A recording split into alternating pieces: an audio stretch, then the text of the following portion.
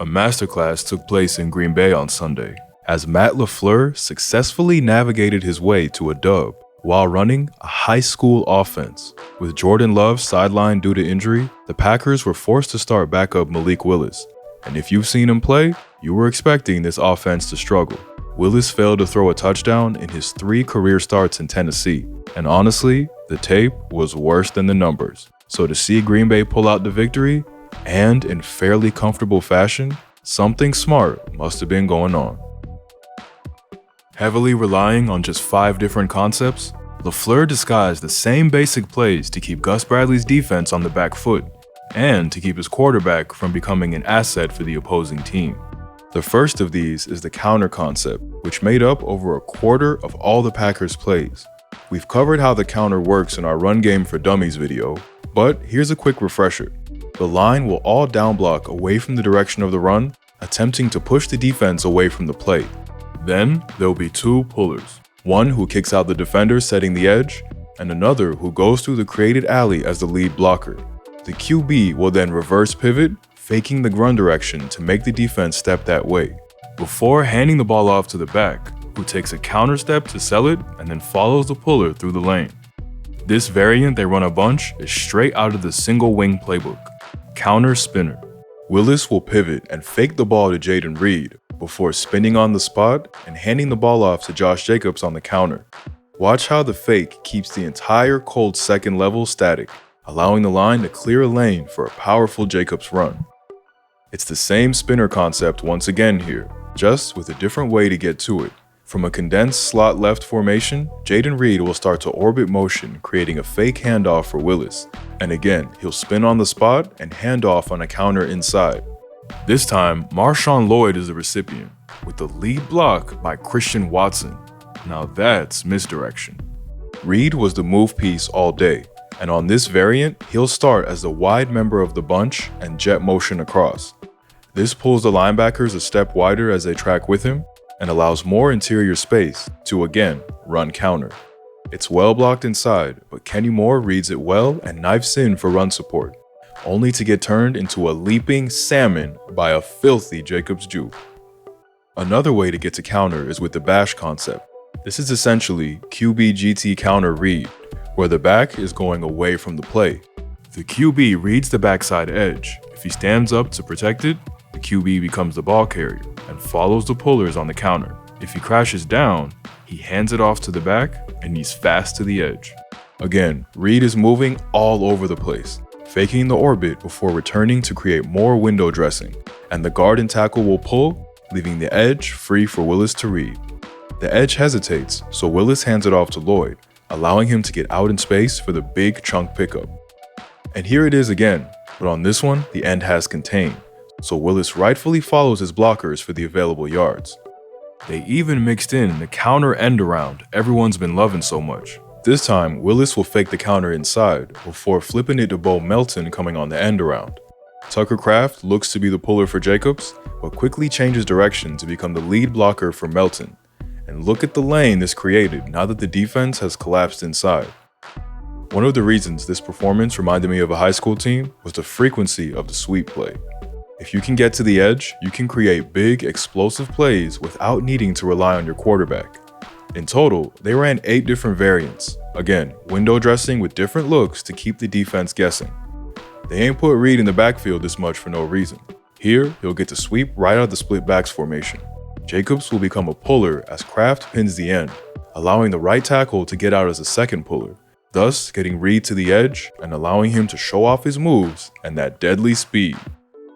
This time, the tight end is going to motion like they're setting up the spinner play we showed earlier, but again, Reed will get the ball. Willis fakes it to Jacobs as the guard pulls, before quickly finding Reed on a swing route.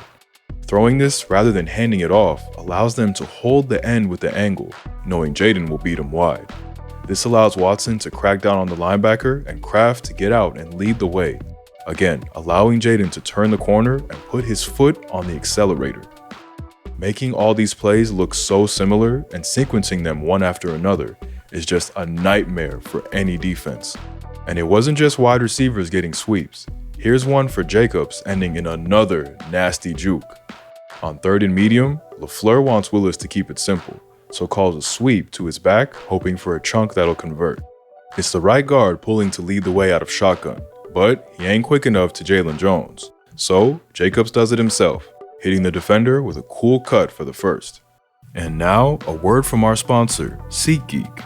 With over 28 million downloads, SeatGeek is the #1 rated ticketing app. The NFL season is in full swing, and the MLB playoffs are just around the corner. And SeatGeek has your ticket to every game. It's not just sports. There are more than 70,000 events on SeatGeek, including concerts, festivals, and much more. They put all the tickets across the web in one place to make sure you're getting a good deal, rating each ticket on a scale of 1 to 10, so look for the green dots. Green means good, red means bad. With SeatGeek, I managed to get great tickets to Falcons vs. Chiefs on Sunday. So use my code ThinkingFootball10 and you'll get 10% off your next tickets at SeatGeek. That's 10% off your first purchase with promo code ThinkingFootball10. The Packers' second most common concept was the zone read with an attached RPO screen. And if you've seen any high school or college ball in the last 15 years, you know this is as basic as it gets. They used both inside and outside zone blocking, leaving a guy unblocked for the QB to read. If he maintains his edge discipline, the QB hands it off, lightening the box with his threat of the run. But if he crashes inside, the QB keeps it and attacks the vacant edge. Attached to this is an option to throw a quick screen, with the QB counting the numbers advantage, throwing it outside if the box gets too loaded. The Packers did in fact have this, but after 4 or 5 run-throughs of this game, I'm convinced LaFleur had these plays called as locked runs, because Willis never threw them, even when they were on. He wasn't letting Willis loose this game. As you'd expect, they did throw some screens though. Again, just getting the ball in the hands of a playmaker quickly, and not allowing the quarterback to make mistakes. Removing screens and swing routes, LaFleur limited Willis to just 10 real dropbacks, making things easy and never asking him to do too much. Of these, 3 of them were stick outs, holding the flat defender in Gus Bradley's cover 3 with the hitch, and then running an out into the sideline space. Only a 3-step drop and throw in rhythm are needed, and good sightlines created by the line make this even easier. Here's the same idea out of bunch, with Reed running off the safety this time, Watson hitching to hold up the flat defender, and Wicks running the out into the open space. Willis shows maturity and rhythm, throwing the out as Wicks cuts. And his first career touchdown came on a similar concept. Dobbs will run off the safety on the outside, and Wicks will first motion in before flying back boundary running the out, using the speed of the motion to out-leverage his corner to the sideline. If this doesn't work, there's another out that should break open from Reed. Again, it's a 3-step drop, and Willis fizzes one past the corner's outstretched hand, allowing Wicks to tiptoe the sideline for the touchdown. LaFleur limited Willis to just 2 shot plays, and the results on both were pretty good.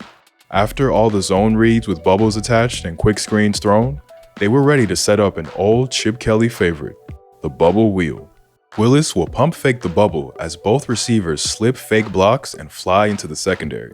This should be an effective play versus the Colts cover 3, with the outside third forced to take Dobbs deep, opening a gap to Wicks on the sideline. However, it's an outstanding piece of safety play from Kenny Moore, breaking up this well-thrown ball. You're gonna need at least one chunk play through the air though, and on this 3rd and long, LaFleur let Willis throw it up there to see if Dobbs can be the bigger man. It's a little underthrown, but that actually helps the receiver, turning back and catching it over Jalen Jones, who didn't even see it coming. Willis is much more suited to using his legs though, and here LaFleur's good coaching shone through again, with his number mostly called with the QB draw, taking advantage of a depth-happy defense. Here's a nice one where he finds a wide angle after faking the 4-strong screen, setting his team up for points. You could see he wasn't trying to force anything, playing safe and using his running talent to apply pressure to the Colts. When the Colts send the chaos up the middle, Willis doesn't try to throw a panic pass and just gets wide fast to use his talent. The corner has to stay with Jaden Reed, and it's a whole lot of grass to run into. And more pressure again here is sent by the Colts, and initially I thought this was another sensible move to just try to protect the ball. Turns out post-game that the center threw up on the ball right before the snap, and Willis couldn't get a grip to throw it. which honestly might be the most disgusting sentence I've typed since we've been running this channel. Now, there's always three sides to a game in football, and the defense did a great job of stealing the ball and limiting Richardson, so they deserve some love too. But to lead from the first drive to the final whistle with your backup is mighty impressive. The Colts defense remained too vanilla at times and took far too long to load the box versus what was a clear and obvious plan to pound the rock. But my complaints about Bradley's overly dominant cover 3 defense will be saved for another video. I don't think they'll get away with this again if they have to start Willis for a second straight week, but on this occasion, they stole the dub with a great game plan and a hell of a coaching job by LaFleur.